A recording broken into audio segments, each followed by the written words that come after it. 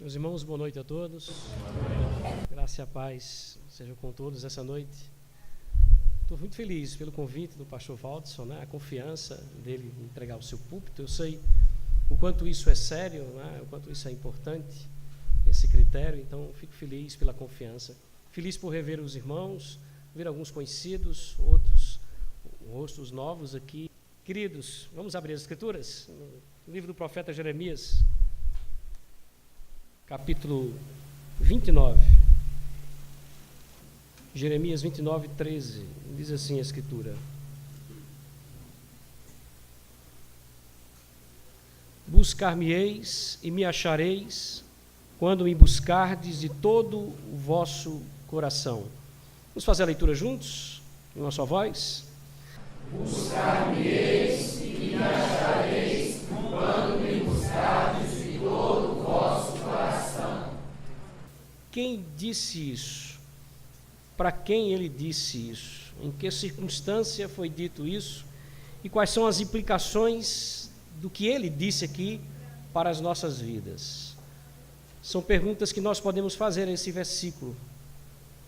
E para que a gente possa entender melhor esse texto em que está inserido esse verso, nós precisamos pensar um pouco sobre a história da nação de Israel. A nação de Israel que deixou a teocracia, onde Deus exercia o governo de uma forma direta, e assumiu a monarquia, onde o governo passa a ser exercido pelo monarca, pelo rei. Você lembra que o povo de Israel pediu a Deus um rei, no Antigo Testamento? Na situação lá do profeta Samuel, quando então a nação de Israel pede que seja parecida com as demais nações e pede um rei a Deus. Daí vieram os 3 primeiros e principais reis de Israel. Você lembra quais são? O tolo Saul, o grande Davi e o sábio Salomão. Salomão falece e aí assume um dos seus filhos, o Roboão. E Roboão, por causa de um mau conselho, cuidado com os maus conselhos, ele leva a nação de Israel a dividir-se em 2. Fica a parte do norte, que é a parte de cima, a parte superior, com a maioria das tribos, compreendendo 10 das 12 tribos, sendo chamado então de Israel, e a parte do sul, que compreendia apenas 2 tribos das 12, que ficou sendo chamado de Judá. Por causa de Roboão, aí houve essa divisão. Mas, queridos, com raras exceções, ambos os reinos passaram a pecar contra Deus. Isso ia muito de acordo com o monarca que assumia, o rei que assumia. Quando o rei era um rei temente a Deus, era levado a nação, então, a temer a Deus. Mas como a maioria deles não temia ao Senhor, tanto o reino do norte quanto o reino do sul sofreram por causa dos seus pecados e pecaram muito contra Deus. A idolatria pagã foi assimilada e praticada pela nação de Israel dentro desse contexto. E aí que por meio dos profetas, é nesse mesmo período que Deus levanta os seus profetas como Jeremias, que nós lemos aqui o versículo no texto. Deus então passa a admoestar o povo, tanto o reino do norte quanto o reino do sul. Deus passa a admoestar o povo de que eles deveriam deixar o pecado e voltar-se novamente para Deus. Deus então levanta esses homens especiais para advertir o povo de que se isso não acontecesse, Deus os puniria. Então Deus estava alertando o povo, como um pai faz com o filho. Seria injusto, punir o filho sem antes alertá-lo. Se bem que alguns pais fazem isso, E aqui eu me lembro da minha infância. Mas de toda forma, Deus de forma muito justa orienta primeiro o povo antes de puni-lo. E começa a dizer por meio dos profetas, se ele não os deixasse os pecados, se não se voltassem para Deus, Deus os puniria. Queridos, o povo ignorou os avisos de Deus. Aliás, como nós muitas vezes fazemos em nossas próprias vidas, não é? E o povo ignorou os avisos de Deus. E o que foi que aconteceu? Como Deus havia prometido, usando os profetas para isso, ele então castigou ambos os reinos. Primeiro o reino do norte. O reino do norte foi invadido pela Assíria, que invadiu Samaria e aí levou cativo o povo. Deus começou então a puni-los, isso por volta do ano 722 a.C. E aí você deve pensar, nessa circunstância, já que Deus levou o reino do norte, como ele havia prometido, e castigou o povo, Deus, inclusive, dizia que ia castigá-los por mãos de estrangeiros. Então, o reino do sul, vendo isso, qual seria a lógica? Eu vou me arrepender dos meus pecados, não é? Vou deixar os pecados antes que terminem sobrando para mim também. Mas diz as Escrituras que eles, infelizmente, insistiram em seus pecados. E aí, no ano 597, Jerusalém é invadida pela Babilônia, pelo Nabucodonosor. E assim como aconteceu com o reino do norte, acontece com o reino do sul, que são levados cativos. Os primeiros cativos são levados nesse período. Jeremias, nesse primeiro período, fica em Jerusalém e vê sendo levado os homens de Israel, os homens de Judá, os homens de Jerusalém. Amados, nesse mesmo contexto, haviam falsos profetas no meio do povo, e a mensagem que eles estavam dando ao povo naquele momento em que eles estavam sendo castigados por Deus era: olha, não se preocupa não, o tempo vai ser curto, isso aqui vai passar rapidinho, se vai cativo, vai de nariz empinado, porque isso vai ser ligeiro, no instante você vai voltar. Não tema então que o tempo vai ser muito curto de cativeiro. Era isso que diziam os falsos profetas naquele contexto. Deus então levanta um profeta verdadeiro. Quem é esse profeta? O profeta Jeremias, para dizer àqueles primeiros cativos o que de fato vai acontecer, o que de fato vai acontecer ali em Babilônia. Quais são os planos desse Deus soberano como é? Jeremias então envia uma carta da parte de Deus para eles, e é exatamente esse momento aqui, o conteúdo dessa carta, que compreende o capítulo que nós vemos aqui, o capítulo 29 do livro de Jeremias. E agora que a gente sabe, assim, de maneira muito superficial, né, muito rápido, mais ou menos em que contexto isso foi escrito, eu queria que nós nos detivéssemos aqui nos versos 1 até o verso 14 essa noite, na nossa reflexão. Eu queria estudar um pouquinho essa carta com você, e de maneira didática eu quero pontuá-la homileticamente em três momentos que a própria carta deixa claro para a gente. Eu quero já dar mais ou menos aqui o roteiro daquilo que nós vamos ver aqui. Olha só, nós vamos ver do versículo 1 até o versículo 4 as informações iniciais da carta. Do verso 5 até o verso 9, nós teremos alguns conselhos práticos. Lembre-se que esse povo está onde? Esse povo está na Babilônia, eles estão cativos, né? Deus tem punido eles, mas ainda assim, Deus vai dar conselhos práticos para eles no verso 5 ao verso 9. E do verso 10 ao verso 14, nós teremos, por fim, as declarações proféticas de Deus sobre o futuro deles ali na Babilônia. É mais ou menos esse o roteiro que nós vamos seguir. O nosso tema essa noite será: na carta aos cativos, a manifestação da graça de Deus. Na carta aos cativos, a manifestação da graça de Deus. Verso 1 a 4 diz o seguinte: são estas as palavras da carta que Jeremias o profeta enviou de Jerusalém ao resto dos anciãos do cativeiro, como também aos sacerdotes, aos profetas e a todo o povo que Nabucodonosor havia deportado de Jerusalém para a Babilônia. Depois que saíram de Jerusalém, e o rei Jeconias, a rainha mãe, os oficiais, os príncipes de Judá e Jerusalém, e os carpinteiros e ferreiros. A carta foi mandada por intermédio de Elasa, filho de Safã, e de Gemarias, filho de Ilquias, os quais Zedequias, rei de Judá, tinha enviado à Babilônia, a Nabucodonosor, rei da Babilônia. E dizia, conteúdo da carta: assim diz o Senhor dos Exércitos, o Deus de Israel, a todos os exilados que eu deportei de Jerusalém para a Babilônia. Muito bem, meus irmãos. Essas são as informações iniciais. E vamos tentar entender aqui o que é que nós podemos ver e extrair delas. O primeiro verso traz o de quem para quem, né? Quem está enviando e para quem está enviando a carta. O que diz o primeiro verso? São estas as palavras da carta que Jeremias, o profeta, está enviando a quem? Enviou de Jerusalém ao resto dos anciãos do cativeiro, como também aos sacerdotes e profetas, e a todo o povo que Nabucodonosor havia deportado de Jerusalém para a Babilônia.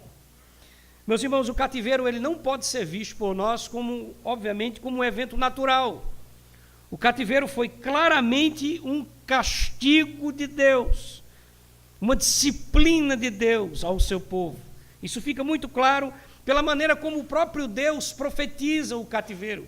não é? Antes de acontecer isso, Deus vem profetizando e dizendo a eles claramente que se não voltassem para Deus, que se eles não se arrependessem dos seus pecados, certamente Deus os puniria por mãos de homens estrangeiros. Então o cativeiro não foi uma coisa acidental, o cativeiro certamente foi um castigo do próprio Deus. Mas eu quero que você perceba que já aqui a graça de Deus é revelada a nós. A graça de Deus é manifesta na vida dos cativos, porque esse Deus estava vivenciando uma ruptura da relação do seu povo com ele. O Deus da aliança que demonstrou todo o seu amor, fazendo com que toda a saga do povo de Israel fosse abençoada, e até de uma maneira sobrenatural. Só é lembrar da forma como Israel cresceu, viveu, saiu do Egito, caminhou no deserto, entrou em Canaã, tudo de maneira muito sobrenatural, mas ainda assim o povo se volta contra Deus. O povo se volta contra Deus. E aí, toda vez que a gente fala da nação de Israel e do pecado do povo de Israel, a gente tem o costume de ouvir alguns irmãos comentarem: é verdade, nós somos assim, não é? Não é apenas aquele povo, somos nós assim, nós nunca mudamos, infelizmente. Mas sabe o que é bom ouvir disso tudo? Que Deus também nunca mudou. Então a maneira como Ele manifesta a sua graça sobre o seu povo, diz respeito a nós também, alcança o seu povo aqui conosco. Então veja só, ainda assim, ainda com toda essa manifestação de revolta, ainda com toda essa demonstração de desamor, de desconsideração com o seu Deus, com o Deus da aliança, Deus vem avisando a eles, e não apenas uma vez, muitas vezes Deus vem dizendo: se vocês não se voltarem, certamente eu punirei vocês, se vocês não se voltarem, se vocês não se arrependerem. E o povo se manteve ali rebelde contra Deus. Às vezes eu fico lendo o Antigo Testamento e vendo a maneira como Deus trata seu povo, e fico imaginando se fôssemos nós, que o povo está agindo como verdadeiros inimigos de Deus. Meus irmãos, os nossos pecados, essa repetição dos nossos pecados, soa quase como uma zombaria diante do Senhor, de um Deus santo, que se revela nos seus mandamentos e ainda assim é desconsiderado. E eu fico pensando, por que Deus ainda avisa? Porque Deus não avisa apenas uma vez e deixa para lá. Eu não já avisei? Vou avisar mais. Mas Ele manifesta a sua graça, avisando 1, 2, 3, 4, 5 vezes ao mesmo povo. É um povo que Deus ama, um povo que Deus decidiu amar, ainda que seja um povo tão rebelde. E Deus manifesta a sua graça orientando o seu povo. Mas eu quero que você preste atenção também no verso 1, porque as palavras de Deus, as suas orientações aqui, segundo o texto, devem alcançar não apenas alguns, mas todo o povo. Perceba só, inclusive, que existe uma sequência proposital no versículo 1, quando ele diz assim: as palavras da carta de Jeremias, o profeta, enviou de Jerusalém, e ele diz, primeiro, aos anciãos, os líderes do povo, depois, sacerdotes e profetas, os líderes espirituais do povo, e por fim, todo o povo. O que é que a gente entende disso? Toda a orientação e conserto da parte de Deus devem começar com e pela liderança. É sempre assim. É sempre assim. Era assim quando a gente vê o relacionamento de Deus com o seu povo na antiga aliança, e isso continua sendo uma realidade da nova aliança. Deus sempre fala inicialmente para a liderança do povo, para que haja um conserto inicial de cima, para que dessa forma todo o resto do povo também possa ser alertado e consertado. Então é por isso que ele começa primeiro com os anciãos, uma carta que eu envio à liderança, depois a liderança espiritual, profetas e sacerdotes, e por fim a todo o povo. Mas eu quero que você note também que no texto são citados juntos os governantes e ao mesmo tempo os artesãos. Gente simples, gente humilde, e os príncipes do povo são citados no verso 2 juntos. Olha o que é que ele diz: e depois que saíram de Jerusalém, o rei Jeconias, a rainha mãe, os oficiais, os príncipes de Judá e Jerusalém, e você imagina que ele vai continuar assim, né? Só falando da turma que lidera, os príncipes, os governantes. Aí ele encerra dizendo o quê?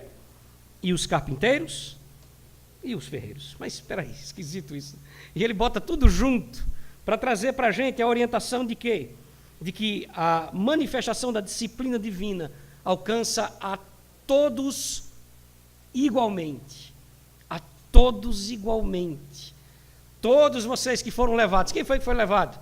Dos príncipes aos homens comuns da terra. Deus castiga a todos de uma forma igual. A disciplina do Senhor, ela é igual para todos. Dos trabalhadores comuns aos príncipes do povo. Por fim, o que eu quero deixar claro para a gente aqui é que tanto a orientação de Deus, como eu falei para você, quando Deus vai falando, que vai fazer, que vai, se nós não nos consertarmos, Ele vai nos castigar, Ele vai nos disciplinar, porque nos ama, e Ele vai fazer isso. Então, tanto a orientação quanto a disciplina são manifestações da graça de Deus sobre a vida do seu povo.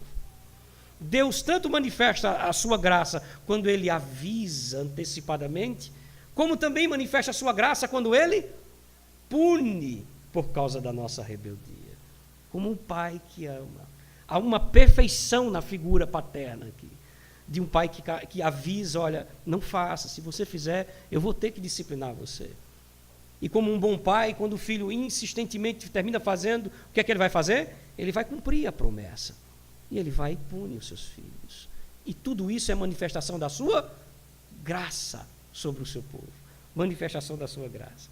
O autor da carta aos Hebreus, ele já havia nos dito isso lá em Hebreus 12:6, quando ele diz: porque o Senhor corrige a quem ama, e açoita a todo filho a quem ele recebe.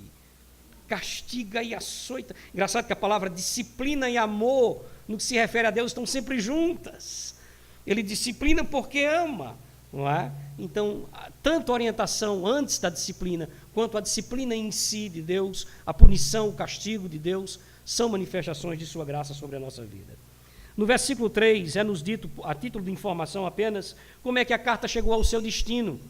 Como é que Jeremias conseguiu enviar essa carta lá para Babilônia? O verso 3 diz: a carta foi mandada por intermédio de Elasa. Elasa, que é um aliado de Jeremias. Foi ele que leva a carta.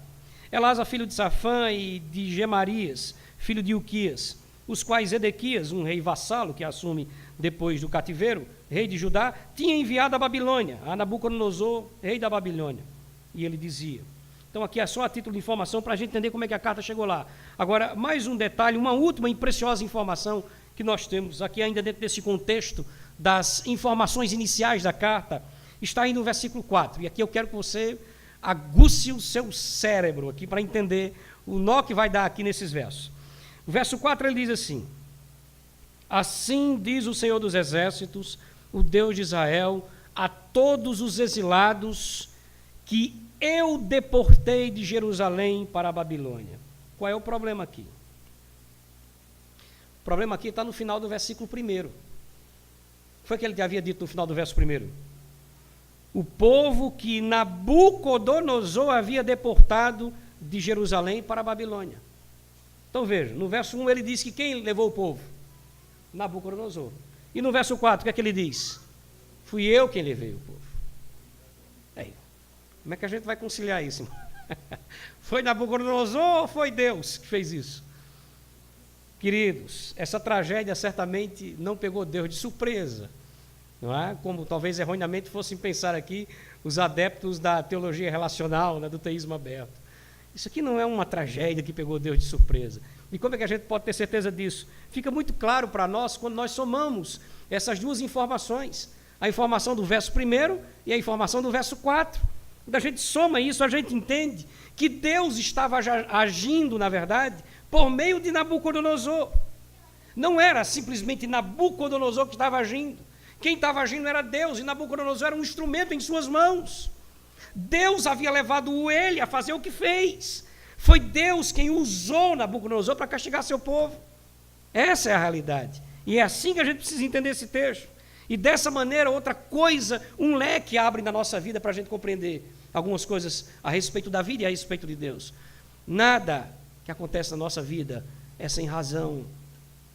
Tudo que acontece na nossa vida tem uma razão, tem um propósito, ainda que a gente não entenda qual é o propósito, ainda que nem sempre Deus nos diga ou nos faça entender o que é que Ele quer com aquilo que Ele permite ou que Ele promove em nossas vidas, mas tudo na nossa vida tem uma razão. Então pense, por exemplo, nas circunstâncias que você está vivendo hoje. Tudo há uma razão divina, tudo há um propósito de Deus em fazer essas coisas. E isso deve trazer consolo, conforto, reflexão ao nosso coração. Saber dessa verdade de que não há nada que aconteça na nossa vida que seja acidental tão somente, mas que tudo há uma razão divina para isso, deve trazer consolo ao nosso coração em situações de aflição, deve trazer descanso à nossa alma, ou ao menos uma reflexão mais aguçada a respeito do todo. Uma reflexão mais aguçada a respeito do todo. Eu quero dizer que é perigoso para nós, às vezes, fazermos um exercício de ligar fatos, não é, que nós estamos vivenciando, a fatos que nós praticamos no passado. Certamente esse é um exercício perigoso, segundo as Escrituras. Você dizer, por exemplo, que a gripe que você tem hoje foi a mentira que você contou ontem, né? Fazer esse tipo de ligação certamente é perigoso. Mas em toda circunstância da vida, tendo ciência de que nada acontece sem uma razão, é bom que a gente aguce o coração, a mente, e comece a pensar sobre o todo. Sobre qual seria a razão, qual seria o propósito de Deus permitir eu realizar essas coisas em minha vida. Amadurecer, provar a fé, me disciplinar, me levar para mais próximo dEle. Muitos seriam os caminhos que a gente poderia pensar sobre isso, mas nada acontece sem um propósito, sem uma razão. Ainda que a gente não entenda, porque Deus não tem, Ele não tem a obrigação e certamente Ele não vai nos dar a resposta para todas as nossas indagações, pode ter certeza disso. Mas a manifestação da graça de Deus fica evidente aqui nessa carta escrita por Jeremias ao povo cativo. Ele revela o cuidado de Deus nisso tudo. E ele faz questão de dizer a eles aquilo que certamente eles já sabiam. Não foi Nabucodonosor que levou vocês, fui eu quem levei vocês. Fui eu quem levei vocês. E dessa maneira, Deus avisa a respeito dessas coisas. Segunda coisa que a gente pode pensar a respeito da carta, como eu havia dito no início do nosso roteiro, são os conselhos práticos, que também revelam a graça de Deus, manifestam a graça de Deus. Como eu disse no início, os falsos profetas estavam atuando nesse momento, e a mensagem principal deles era qual? Olha, isso vai ser rápido, vai passar ligeiro, não precisa sofrer tanto. Não vai assim tão cabisbaixo, demonstra essa tristeza toda, levanta o nariz, olha para cima, porque isso vai ser rapidinho. Não se preocupa com isso. Essa era a mensagem dos falsos profetas. Mas, meus irmãos, Deus vai dar 3 conselhos ao povo que já estava lá no cativeiro, que vai fazer com que eles entendam que o cativeiro não vai durar tão pouco tempo assim, não. Vamos ver esses conselhos? Vamos ver os versos, a partir do verso 5. Olha o que ele vai dizer. 5, 6... e 7, diz assim: edificai casas e habitai nelas, plantai pomares e comei do seu fruto. Tomai esposas, gerai filhos e filhas, tomai esposas para os vossos filhos e dai as vossas filhas a maridos, para que tenham filhos e filhas, multiplicai-vos, e aí não vos diminuais. Procurai a paz da cidade para onde vos desterrei, e orai por ela ao Senhor, porque na sua paz vós tereis paz. Vós tereis paz. Finalizando o verso 8, ainda ele diz, verso 8 e 9: porque assim diz o Senhor dos Exércitos, o Deus de Israel: não vos engane os vossos profetas que estão no meio de vós, nem os vossos adivinhos, nem deis ouvido aos vossos sonhadores, que sempre sonham segundo o vosso desejo, porque falsamente vos profetizam eles em meu nome. Eu não os enviei, diz o Senhor. Nós temos aqui 3 conselhos de Deus que devem fazer com que eles entendam que o tempo vai ser grande.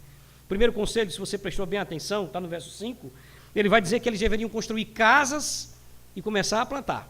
Em outras palavras, olha gente, vocês vão morar aí, não vai ser tão rápido não, é melhor procurar um lugar para morar e é melhor procurar coisa para fazer. Olha o que ele diz no verso 5, edificai casas. Olha, ninguém que está de passagem faz isso, não é? Nenhum peregrino vai edificar casas. Eu acho melhor vocês pensarem diferente. Edificai casas e habitai nelas, plantai pomares e comei do seu fruto. Segundo conselho, é bom ter filhos, viu? É bom ter filhos porque o tempo vai ser longo.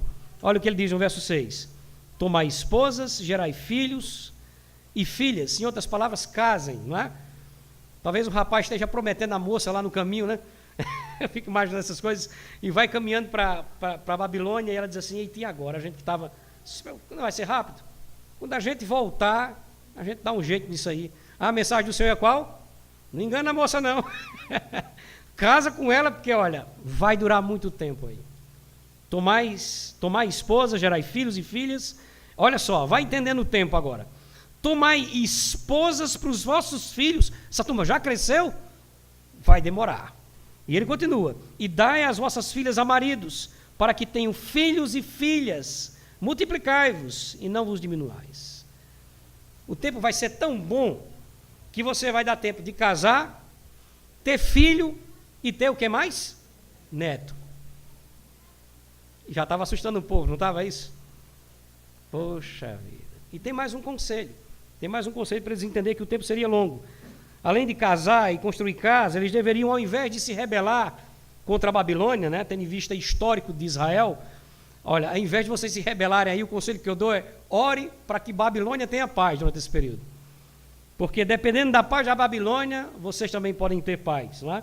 Se não há paz na Babilônia, também não haverá paz para os seus colonos. Olha o que é que ele diz no verso 8, verso 7. Procurai a paz da cidade para onde vos desterrei, e orai por ela ao Senhor. Por que, Senhor? Porque na sua paz, vós tereis paz. Porque se Babilônia estiver em paz, como vocês vão passar um tempão aí vocês vão gozar de paz.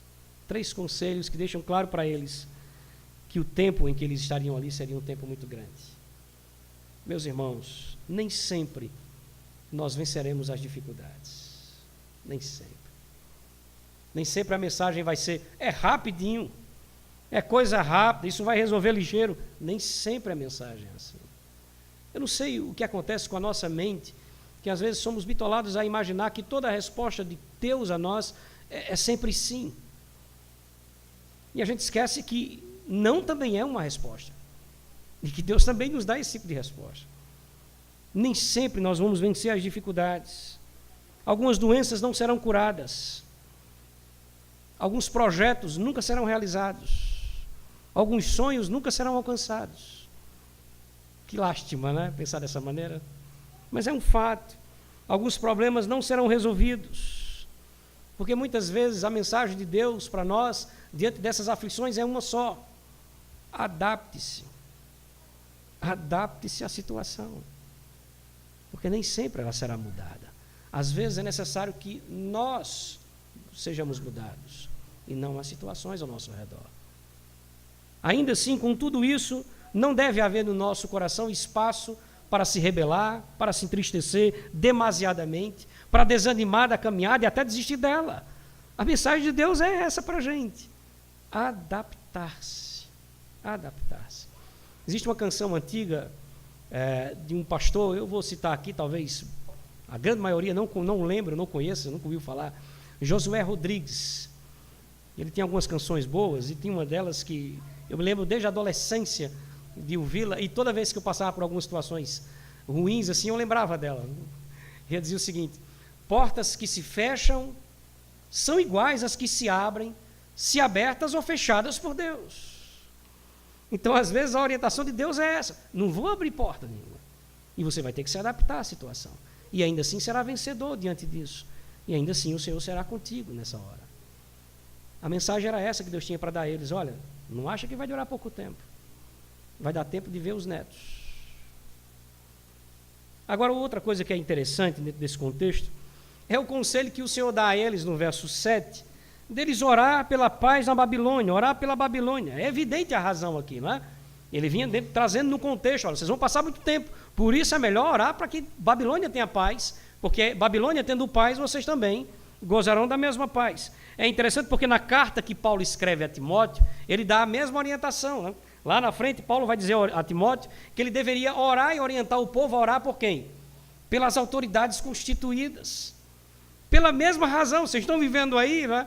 Vocês precisam orar por elas, elas têm o poder, vocês precisam sujeitar a elas, então ore pelas autoridades constituídas. Queridos, ainda que nós não concordemos com o governo vigente, seja ele no âmbito municipal, estadual, não é, federal, ainda que você não concorde com o governo vigente, ainda assim é uma obrigação de todo cristão interceder pelo seu país e pelos seus gestores. Ainda que você proteste, e ainda que você o faça isso, em especial no seu voto, mesmo assim, é uma obrigação nossa fazer isso. É uma obrigação nossa. Rogar pelas autoridades constituídas é tarefa dos filhos de Deus. Pela mesma razão, nós vivemos aqui. Eu me lembro de ter estado na casa de um pastor amigo nosso, numa dessas eleições aí, e eu lembro que quem ganhou, né, na eleição foi exatamente o candidato que ele não queria, né, para a presidência. E aí eu fiquei esperando para ver a reação dele, já um pastor velho, né, um pastor já idoso, e ele levantou assim, eu disse, poxa, ele vai dar um discurso feio agora, quer ver? Aí ele olhou para a gente assim, vocês me dão um minuto?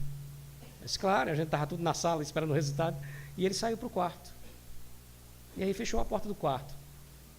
E aí eu lembro de alguém dizendo assim, eu acho que ele se irritou.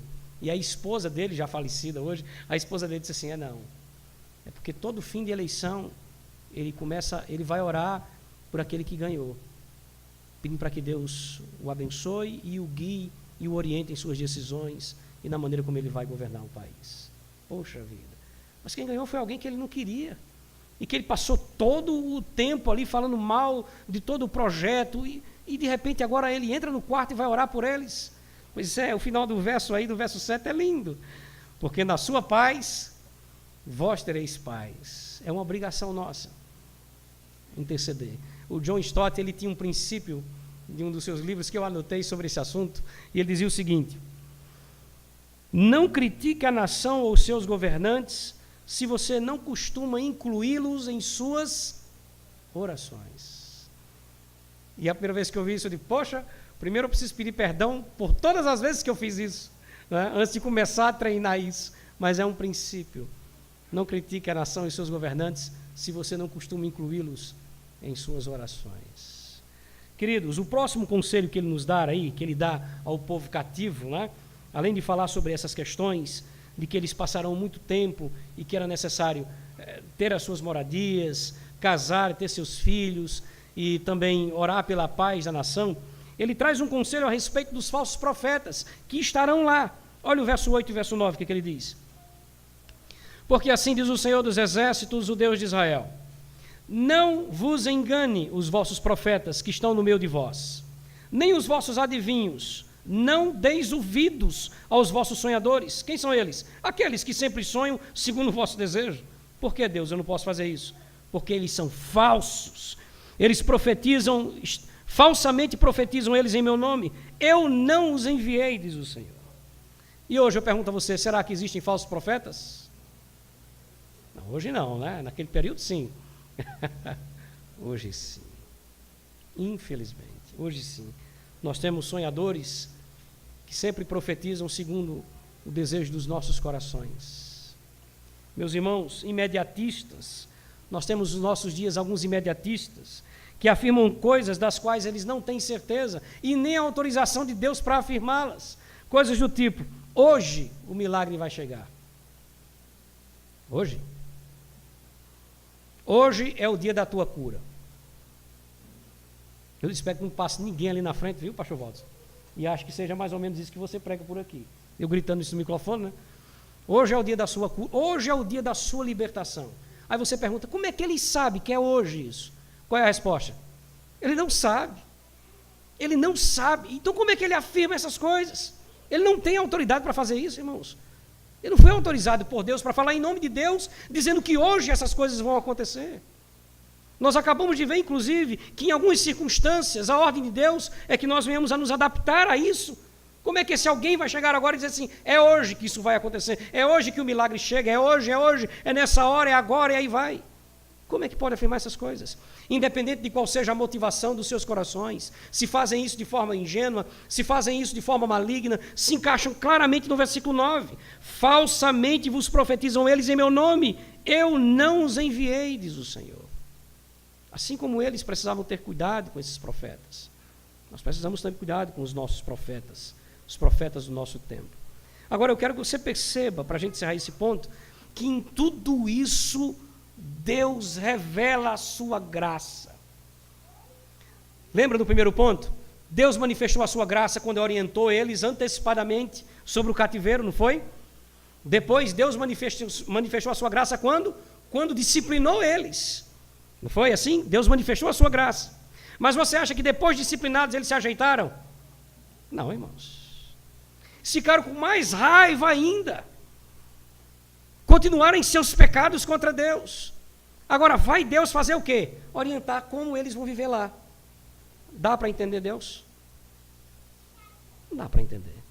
Como é que Deus agora manifesta a sua graça, dizendo a eles, olha, deixa eu dar um conselho, não podia deixar eles vivendo lá, achando que ia ser pouco? Porque eu faria isso. Né? Não estão ouvindo os falsos profetas? Deixa eles ouvir os falsos profetas. Deixa eles serem enganados. Deus manifesta a sua graça. Ajeita a vida de vocês aí, que vai ser grande o tempo. Construam casas, tenham filhos, arrumam trabalho. Muitos deles prosperaram na Babilônia, irmãos. Prosperaram na Babilônia. Deus havia dito, não foi? Trabalhem, não acho que vai ser assim não. Vocês não estão com peregrinos aí, vocês vão morar aí. Ore pela paz do lugar. Isso é Deus falando para o povo rebelde dele. E o povo estava rebelde diante de Deus. E cuidado com os falsos profetas, para você não caírem no ensino falso desses homens. Deus manifesta a sua graça, irmãos, nos orientando, mesmo diante dos nossos pecados. Ele nos orienta antes do pecado, Ele nos orienta no contexto do pecado. É assim que Deus manifesta a sua graça sobre o seu povo que vive em aliança com Ele. Agora eu quero que você veja, por fim, depois das informações iniciais e dos conselhos práticos, nós temos as declarações proféticas. E essa certamente é a parte mais bonita do texto. Deus começa declarando o tempo que eles vão passar lá. Certamente a informação que eles mais queriam saber, né? Já que Deus disse que ia passar um bom tempo, quanto tempo, Senhor? E aí ele já começa fazendo isso. Vamos fazer a leitura do texto? Do 10 ao 14 diz assim: assim diz o Senhor, logo que se cumprirem para a Babilônia, quanto? Dava ou não tempo para ver os netos? 70 anos, cara, muita coisa. Assim que se cumprirem o Senhor, logo se cumprirem para a Babilônia 70 anos, atentarei para vós outros e cumprirei para convosco a minha boa palavra, tornando-a a trazer-vos para este lugar. Uma referência aí a Jerusalém. Eu é que sei os pensamentos que tenho a vosso respeito. Esse verso é bem conhecido, né? Diz o Senhor, pensamentos de paz e não de mal, para vos dar o fim que desejais. Então me invocareis, passareis a orar a mim, e eu vos ouvirei. Buscar-me-eis e me achareis quando me buscar de todo o vosso coração, e eu serei achado de vós, diz o Senhor, e farei mudar a vossa sorte, congregar-vos-ei de todas as nações e de todos os lugares para onde eu vos lancei, diz o Senhor, e tornarei a trazer-vos ao lugar de onde vos mandei para o exílio. Essas são as declarações proféticas. E eu quero que você veja a beleza desse texto. Como eu disse, ele já começa inicialmente aí a mostrar o tempo que eles vão passar. Quanto tempo eles passariam ali? Poxa vida, é muita coisa. Já deixa de fora aqui qualquer orientação dos falsos profetas, não é? Pode desanimar aí. Tira o teu cavalinho da chuva. São 70 anos nesse lugar. São 70 anos. Mas depois disso, o que é que vai acontecer? Você vê que o final do verso 10, ele diz o que é que vai acontecer depois dos 70 anos. Ele diz assim, logo que se cumprirem para a Babilônia 70 anos, atentarei para vós outros, e cumprirei para convosco a minha boa palavra, tornando a trazer-vos para esse lugar. Perceba que quem vai tomar a iniciativa é quem? É ele, não é? Aqui está toda a questão do texto, viu?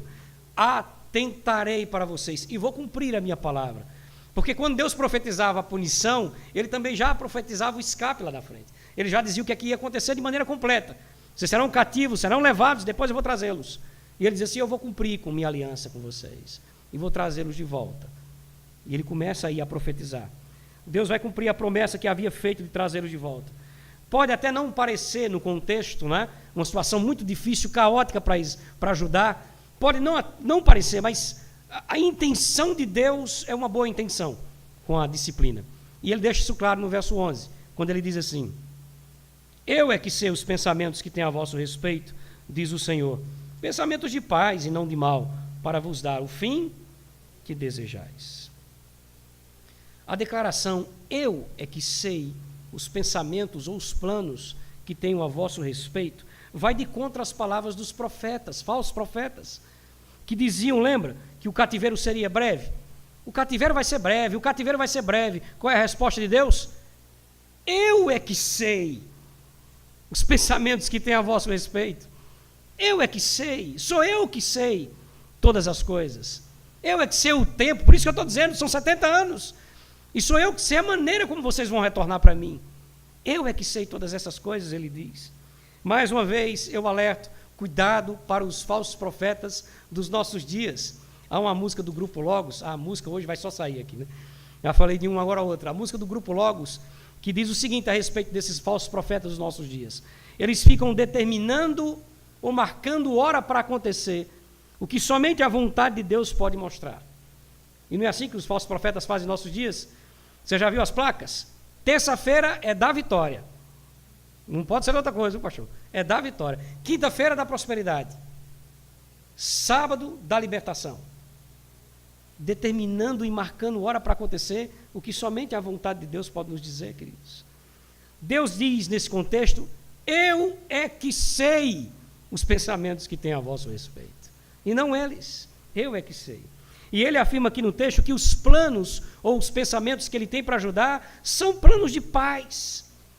Vai trazer uma consequência, um resultado, melhor dizendo, muito positivo para a nação. Percebe a semelhança do tratamento paternal aqui? De um pai que disciplina um filho e que o filho chora no quarto e o pai vai conversar com ele e diz, filho, é necessário fazer isso agora. A criança entende? Não entende. E ele diz assim, mas é necessário fazer. Lá na frente você vai me agradecer. Eu é que sei os planos, confie em mim. Sou eu que estou fazendo essas coisas. Mesmo que naquele momento seja tão difícil para eles, pareça tão ruim, como disse o autor aos Hebreus, mais uma vez eu cito esse texto, só que agora o versículo 11 do capítulo 12 aos Hebreus, que ele diz assim, toda disciplina com efeito, no momento, não parece ser motivo de alegria, mas de tristeza, não é verdade? Toda disciplina. Aí ele continua dizendo, depois, entretanto, produzirá fruto pacífico aos que têm sido por ela exercitados. Então Deus diz assim, eu é que sei o que estou fazendo. Vocês vão precisar confiar em mim. Eu sei os planos que tem a vosso respeito. E ele já diz, né? Que graça de Deus, né? São planos de paz e não de mal, para vos dar o futuro que desejais. E o que é que vai acontecer para acabar esse cativeiro, irmãos? O que é que tem que acontecer, então, mais à frente, que vai acabar com esse sofrimento deles? E agora vem a famosa declaração do texto, viu? A famosa declaração da carta. Você não tem aqui diretamente um conselho, uma orientação. O que nós temos aqui ainda é, dentro do contexto, uma declaração profética. Quando ele diz no verso 12 e 13, os versos talvez os mais conhecidos, né? Então me invocareis, passareis a orar a mim, e eu vos ouvirei. Buscar-me-eis e me achareis, quando me buscardes de todo o vosso. Ele não está dizendo, é isso que vocês devem fazer. Ele está dizendo, é isso que vai acontecer. É uma declaração profética. Ele está explicando o que é que vai acontecer depois dos 70 anos. E lembre-se que eu comecei, inclusive, levando a você a entender aqui no texto, no verso... Deixa eu tentar encontrar só o verso aqui. Quando eu falei que a iniciativa seria a iniciativa divina. Verso 10. Quando ele cita o tempo, logo que se cumprir para a Babilônia 70 anos, olha só, eu vou atentar para vós outros. Quem vai dar início a esse retorno é Ele. Ele é quem vai dar o primeiro passo. É sempre Ele que está por trás disso tudo. E a gente vai precisar entender isso na vida da gente também. E esses versos 12 e 13 são declarações proféticas. Ele não está dizendo assim, isso é o que vocês devem fazer. Ele está dizendo, isso vai acontecer na vida de vocês. Tanto é que mesmo depois de toda essa orientação, eles continuaram rebeldes diante de Deus. Eles não deram ouvidos às palavras de Jeremias aqui, ainda com tudo isso. Mas o que nós temos aqui é uma profecia. Deus está declarando que vai acontecer quando? no futuro, depois dos 70 anos. É isso que ele está fazendo. Perceba a construção do texto. Olhe somente olhe para o verso 10, porque no verso 10 ele disse: quando se completar os 70 anos, eu vou tirá-los daí. Não é isso que ele diz no verso 10? Eu vou tirá-los do castigo quando se completar os 70 anos. Aí no verso 11 ele diz assim: eu tenho bons planos para vocês, que somente eu sei, e não os profetas, os falsos profetas. Quando o tempo certo chegar, então o que é que vai acontecer? Aí vem o verso 12, e ele começa a dizer em 3 momentos. Primeiro, vocês me invocarão. Não é isso que ele diz? Ele está declarando o que vai acontecer. Primeiro vocês vão me invocar. E é bacana porque a palavra invocar aqui, no hebraico, traz uma ideia de gritar por mim. Vocês gritarão por mim. Igual o cego de Jericó gritou por Jesus. Vocês vão gritar por mim. E ele continua dizendo, o que é que eles vão fazer mais? Passarão a orar a mim. Vocês vão voltar a conversar comigo depois desse tempo.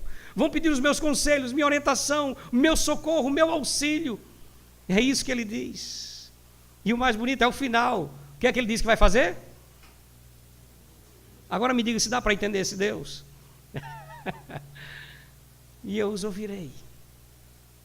Queridos, a gente precisa entender o que é estar em aliança com Deus. Hoje, já tarde, no discipulado, eu estava falando algo parecido com isso. A palavra do Senhor diz que uma vez que nós somos regenerados, nós somos adotados por Deus. E passamos a ser filhos de Deus de fato. Filhos de Deus.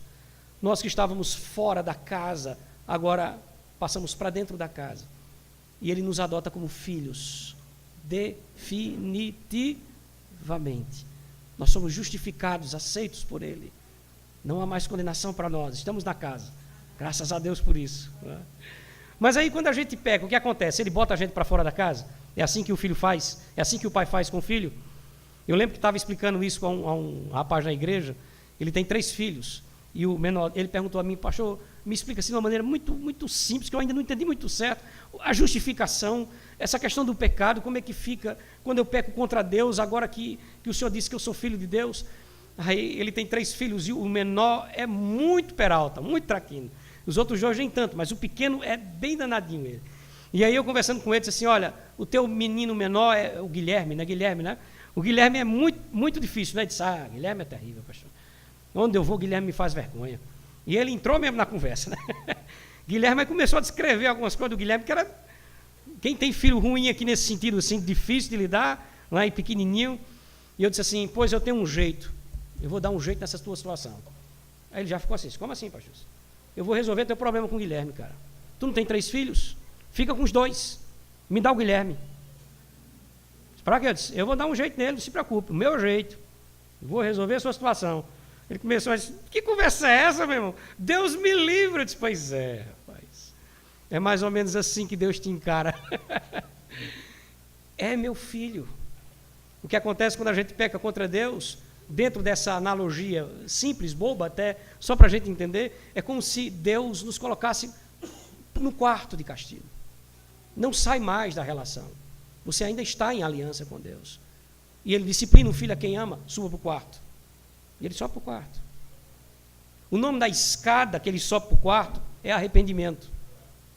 Ele só vai descer do quarto quando passar pelo arrependimento. Enquanto isso não acontecer, ele fica no quarto. E é isso que Deus está dizendo aqui no verso 12. Quando chegar a hora certa, quem vai gritar lá de cima? Vocês gritarão por mim. Vocês me invocarão. Vocês chamarão o meu nome. E aí eu os ouvirei, ele diz. Eu vou estar lá embaixo, eu vou estar ouvindo vocês. Eu vou estar perto de vocês. Com todo esse tempo, irmãos, Deus estava ali com eles, esperando o momento certo de eles dizerem o quê? Eu não aguento mais, Deus. Nós somos culpados, nos leva de volta para Jerusalém. A gente não quer mais ficar aqui. A gente errou contra o Senhor. Quando vocês disserem isso, eu os ouvirei, diz o Senhor. Irmãos, nós estamos vivendo em aliança com esse mesmo Deus. Dá para imaginar isso? Que coisa bonita. Basta gritar por Ele. Basta invocar seu nome. E Ele nos ouvirá. Mas aí ele continua. Eu quero mostrar a você que vem o verso 13. E o verso 13 ele diz assim: buscar-me-eis e me achareis, quando me buscardes de todo o vosso Nós não temos aqui ainda que a tônica do verso nos faça compreender como uma orientação, muito possivelmente aqui ainda continua uma declaração profética, pelo próprio contexto, pela própria ideia do contexto. Seria aqui uma declaração, tanto que ele não diz assim, buscar-me-eis e me achareis se me buscardes, mas quando isso acontecer. Porque isso vai acontecer.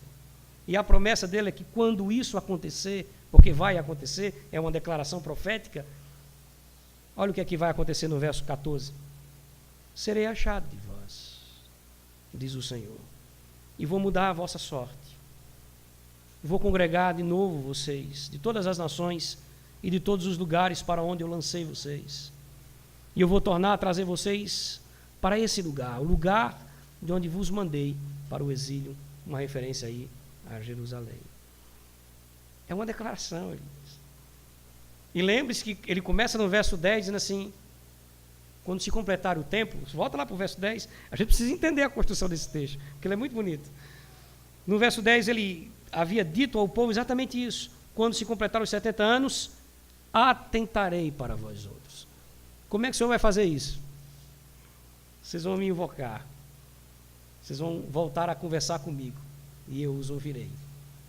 No tempo certo, vocês vão me buscar, e olha, tem mais uma coisa, com toda a sinceridade, de todo o vosso coração. E quando isso acontecer, eu estarei aqui, serei achado de vós, e vou mudar a sorte de vocês. Vou trazer vocês de volta, vou fazer vocês descerem do quarto, passar pela escada do arrependimento e voltar para casa. É isso que ele está dizendo. Vocês vão me buscar, eu vou me deixar ser achado, vou mudar a sorte de vocês, o castigo vai acabar e vou levá-los novamente para Jerusalém. Isso de fato vai se cumprir 70 anos depois, com Esdras e Neemias. Tudo aquilo que ele disse se cumpriu à risca. Deus manifesta a sua graça sobre o seu povo, irmãos, profetizando o bem da nação de Judá. Amém? Mas eu quero que você olhe apenas para uma questão, para a gente finalizar. Eu disse que nós não temos aqui, mais precisamente, uma orientação ou um conselho, e sim uma espécie de declaração profética, não foi? Deus está profetizando, dizendo o que vai acontecer, e não diretamente o que eles devem fazer. Mas eu quero que você perceba que o Senhor deixa claro para nós aqui, pelo menos 3 coisas que podemos tirar de lição para a gente. A primeira delas é a grande misericórdia dele para com os seus, que se revela de 3 formas. Primeiro, na orientação, como eu disse, na orientação da profecia pré-exílio. Deus revela a sua misericórdia quando ele nos orienta antes da punição. Mensagens como essa de púlpito, devocionais que nós fazemos, todas as vezes que nós nos debruçamos sobre as Escrituras e Deus fala ao nosso coração, isso é uma maneira de Deus nos alertar quanto ao perigo da maneira como muitas vezes vivemos a nossa vida, teimosamente às vezes, e Ele não faz isso apenas uma vez. Muitas vezes Ele vem alertando, antes que chegue a sua disciplina ao seu povo. A mesma coisa Deus faz conosco, irmãos. A segunda misericórdia de Deus, como eu disse no início da reflexão, está no próprio castigo. O castigo de Deus, mais do que meramente um ato punitivo, é um ato didático. Deus nos ensina a agir dessa maneira. Ou você não lembra que a disciplina do seu pai, de sua mãe terrenos, de certo modo, tolhia você de voltar a cometer os mesmos erros, privava você desses erros? Não acontecia isso? Comigo aconteceu várias vezes, né? De fazer determinadas coisas em que fui punido pelos pais e tinha vontade de fazê-la novamente, mas antes, é melhor não fazer, porque não deu certo a primeira vez, não é? A disciplina, ela é didática, é por isso que ela revela o amor de Deus por nós. Ela não é meramente punitiva, Deus não tem a intenção somente de estar nos punindo, mas a intenção maior de Deus é nos disciplinar, nos preparar, nos treinar para a vida. É essa a ideia. E Ele manifesta sua misericórdia para conosco dessa forma. A terceira coisa que a gente olha para o texto e entende também para nós é a paciência desse Deus esperando pelo seu povo. Eu fico 70 anos ali, né, voltando para a analogia da casa, só para a gente brincar com isso, 70 anos na sala, esperando pelo grito do filho no quarto, como um filho rebelde que diz: pai, eu entendi, eu vou voltar. 70 anos. Misericórdia do Senhor se revela na sua longanimidade. Mas nós não podemos esquecer que Deus não tem por inocente o culpado. E que misericórdia de Deus não é nos deixar impunes. Eu acabei de dizer que disciplina de Deus também é um ato de misericórdia. Mas que atentemos então para a orientação, o castigo e a paciência de Deus para conosco. Talvez estejamos aqui vivendo situações, Deus tenha misericórdia de nós, situações de pecado, situações que a gente sabe que desagrada a Deus, e que já ouvimos 1, 2, 3, 4, 5 vezes Deus falar no nosso coração através de sua palavra. Mas ainda assim nos mantemos duros, insensíveis à voz do Senhor, caminhamos ainda com os nossos pecados e achamos que Deus não nos punirá porque estamos hoje experimentando apenas de sua longanimidade, sua paciência. E possamos atentar para isso, irmãos, antes que soframos aqui outra manifestação da graça de Deus chamada disciplina. Outra coisa que ele nos ensina aqui nesse texto é o caminho de volta para a comunhão. E é interessante porque ele mostra isso numa espécie de tríade, né? Porque ele coloca como é que o povo vai fazer para voltar à comunhão e como ele vai responder ao apelo do povo de 3 formas. De 3 formas. Primeiro ele mostra como é que o povo vai fazer para voltar à comunhão com ele. O que é que eles vão fazer lá do quarto? Ele diz: vão invocar ao Senhor, gritar por ele, orar ao Senhor, suplicar a sua ajuda e buscá-lo com sinceridade, como diz o texto, de todo o vosso coração. É assim que se faz para voltar na relação com o Senhor. Para tirar ou acabar com esse climão que ficou entre você lá no quarto e o pai ofendido na sala. Vai voltar para o Senhor? Passa pela escada do arrependimento, invoca-o, ora a Ele, confessa os teus pecados, coloca-se diante do Senhor, pede socorro, quebra o teu orgulho, se mostra e se revela como um bem-aventurado, um humilde de espírito, que reconhece que não é nada diante de Deus e que por isso chora as suas amarguras da realidade daquilo que entendeu ser. Se mostra dessa maneira e invoca o Senhor, que a promessa dele também é uma promessa tríade. Ele diz: eu os ouvirei, serei achado de vós e mudarei a vossa sorte. Você entende como é bonito isso? De um lado ele coloca de que maneira você tem que fazer para retornar essa comunhão perdida com o Senhor. Como foi que ele disse? Me invoque, ore e me busque com todo o coração, com toda a sinceridade. E como resposta a isso, o que é que ele vai fazer? O ouvirei, serei achado de vós e mudarei a vossa sorte. Isso é uma promessa de Deus, irmãos. A gente tem que escrever essas coisas nas paredes das nossas casas, não é? Na parede do quarto. Alguém tem que criar aqui um quadro para a gente pendurar isso na parede do nosso quarto. Para todas as vezes que dobrarmos os nossos joelhos arrependidos diante do Senhor, a gente siga à risca a regra aqui do povo de Israel. Né? Senhor, aqui do quarto eu vou te invocar, eu vou orar ao Senhor e eu vou te buscar com toda sinceridade, de todo o coração. Tendo plena certeza que diante disso o Senhor vai me ouvir, o Senhor vai ser achado, vai fazer com que eu te encontre e o Senhor vai mudar a minha sorte. É interessante porque palavras muito parecidas, para a gente entender que essa aliança, ela, de fato, ela é algo perene, né, constante. Palavras muito parecidas ele disse a Salomão, quando Salomão construiu o tão sonhado templo, não é, que Davi queria construir. Salomão constrói o templo que Davi queria e não conseguiu construir, não é? E depois que ele constrói, Deus então passa a falar a Salomão num texto muito lindo que você já conhece. Talvez nem precise então escrever esses outros no quarto, porque esse aqui você já conhece, quer ver? Eu vou começar e eu quero ouvir você repetindo comigo. Se o meu povo se humilhar e orar e me buscar e se converter dos seus caminhos maus, então, olha a promessa dele: os ouvirei do céu, perdoarei os seus pecados e sararei a sua terra. Olha o que ele diz a Salomão: estarão abertos os meus olhos e atentos os meus ouvidos à oração que se fizer nesse lugar. Que beleza, né? Manifestação da graça de Deus sobre nós. Se o meu povo fizer isso, é ficha, vai acontecer. Grita do quarto. Você vai ouvir a voz dele da sala dizendo: estou te ouvindo.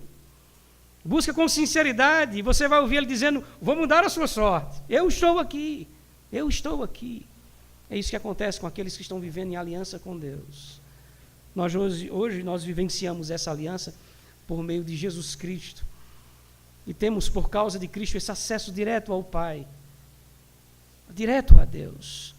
Não mais por meio de tipos, de sombras, de figuras, de símbolos, mas por meio do nosso sumo sacerdote. Nós temos toda essa liberdade de fazer exatamente isso que o Senhor exige do seu povo. Se humilha, ora, pede. Se confessarmos os nossos pecados, vai dizer o apóstolo João, ele é fiel e justo para nos perdoar os pecados e nos purificar limpo de novo. Limpo de novo. Nós já estamos limpos, como ele disse aos seus apóstolos, vós já estáis limpos pelas palavras que eu vos tenho dito. Quando a gente peca, só precisa lavar os pés. Só lavar os pés. Nós já estamos limpos. E toda vez que a gente confessa os nossos pecados, é como se estivéssemos lavando os nossos pés. Mas ainda há uma terceira coisa para a gente encerrar. Ele mesmo promoverá a nossa reconciliação. Ele mesmo promove a nossa reconciliação. Essa é uma profecia de um Deus que não somente conhece o futuro, mas é a profecia de um Deus que promoverá o futuro que Ele mesmo profetiza. Aqui não é uma ideia simplesmente de uma presciência, de um Deus que olha mais à frente e diz, isso vai acontecer. Não, meus irmãos, o texto não nos permite ver dessa maneira. O texto é muito claro e faz a gente compreender que é um Deus que profetiza aquilo que Ele vai produzir, que Ele mesmo vai produzir. Perceba, nós vimos aqui Nabucodonosor agindo livremente, levando os judeus cativos, não foi? No verso 1, ele agiu livremente. Aí vai para o verso 4, o que é dito? Deus estava usando Nabucodonosor para aquilo. Deus havia mexido em sua volição, nas suas vontades, nos seus desejos, na sua mente, nos seus planos, para que os planos daquele homem convergissem nos planos do próprio Deus. Ainda que seja dito de forma permissiva, mas essa era a vontade de Deus, e não havia como ele escapar disso. Deus promoveria isso. E ele vinha profetizando há tempos, eu vou fazer. Aí Nabucodonosor vem e faz. Aí ele diz, fui eu que fiz. Meu irmão, do mesmo jeito a gente tem que pensar no que ele diz a respeito de Israel. Foram judeus que depois de 70 anos, agindo livremente, se arrependeram dos seus pecados e se voltaram para Deus? Sim e não. Sim, porque de fato eles agiram porque isso era o que estava em seus corações, e não porque o próprio Deus havia profetizado que essas coisas aconteceriam. Como ele disse aí no verso 10, que a gente viu umas 2 ou 3 vezes, propositalmente, quando ele diz, atentarei para vós outros quando se cumprir os 70 anos. Eu vou fazer as coisas mudarem. Como? Eu vou fazer vocês gritarem. Eu vou fazer vocês me procurarem. É o mesmo Jeremias que mais à frente vai dizer que Deus é quem vai trocar o coração de pedra por um coração de carne, e Ele é quem vai fazer com que a partir desse momento o povo dele passe a obedecer a sua vontade. Deus não é apenas um Deus que diz o que vai acontecer, mas é um Deus que promove aquilo que diz que vai acontecer. Com isso, meus irmãos, eu tenho que pensar em algumas questões. Eu preciso lutar para manter a minha vida santa. Por que eu preciso lutar para manter a minha vida santa? Porque o autor aos Hebreus disse que eu devo buscar a santificação, sem a qual? Eu devo buscar, é uma coisa minha, é verdade. Mas quando você vai ouvir as palavras de Jesus no sermão sacerdotal dele, nas palavras lá da sua última oração, ele diz, Pai, santifica-os na verdade. Peraí, sou eu que devo buscar ou é o Pai que vai fazer isso comigo? Aí você vai para Tessalonicenses e Paulo vai dizer assim, que o Deus de paz vos santifique em tudo. Aí o autor aos Hebreus diz assim, e busque a santificação. Duas coisas que andam totalmente juntas. Soberania de Deus e a nossa responsabilidade como seres humanos. Quando você pecar, lamente aquilo que você fez diante de Deus. Quando você acertar, agradeça a Deus por ter feito você acertar. Essa é a realidade. Essa é a verdade que a gente precisa se conformar a ela. Porque a Bíblia fala da nossa responsabilidade, mas fala de um Deus soberano que promove a santificação no coração dos seus filhos. A gente precisa entender que nós devemos buscá-lo de todo o coração, como é dito aí, por meio daquilo que Ele nos deixou para buscá-lo, a meditação nas Sagradas Escrituras, a vida devocional e a vida de oração. Ele diz que nós precisamos desenvolver essas coisas, mas que possamos também suplicá-lo, meus irmãos, para que por meio de sua graça, assim como Ele fez com o seu povo cativo, Ele enche o nosso coração de desejo por Ele, hoje e sempre. Amém. Meus irmãos, Deus os abençoe. Eu agradeço inteiramente, de verdade, a oportunidade que nos concede de compartilhar esse texto com os queridos.